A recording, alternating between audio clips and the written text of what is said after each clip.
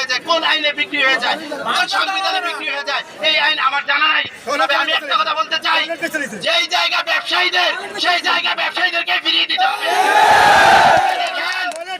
আজকে 17 বছর একজন সরকার এই দেশে ছিল, যার শিকড় মাটির ভিতরে পর্যন্ত পৌঁছে গেছে, কিন্তু পরিস্থিতি এমন দাঁড়িয়েছে যে তার মতো সরকার পালিয়ে যেতে বাধ্য হয়েছে। আজকে যদি ব্যবসায়ীদের পিঠ দেয়ালে থেকে যায়, তাহলে আমরাও এইভাবে পোশাককে বলে দিতে চাই, আমরাও 45 মিনিটের ভিতরে এই বলা কি জিজুয়েস মার্কেট ভেঙে আমাদের জায়গা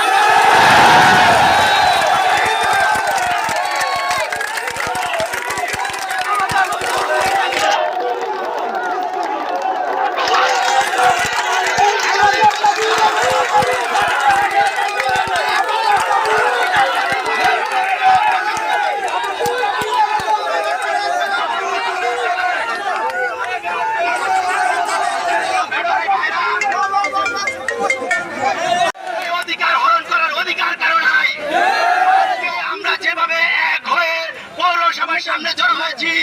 বিগত দিনও যদি কোনো ডাক আসে, এভাবেই আমরা সবাই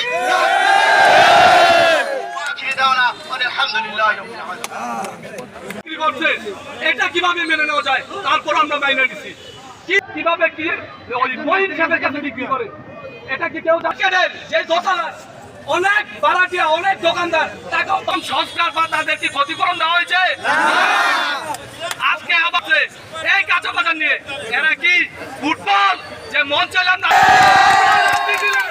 আপনারা করবেন, প্রশাসন আপনারা স্থানান্তর হবেন। তারপরে রাস্তার পাশে বসে দোকানদারি করে, কেউ কোটিপতি না, দিন আনে দিন খায়, তাদের পেটে লাথি দেওয়ার এত শখ কেন? এত শখ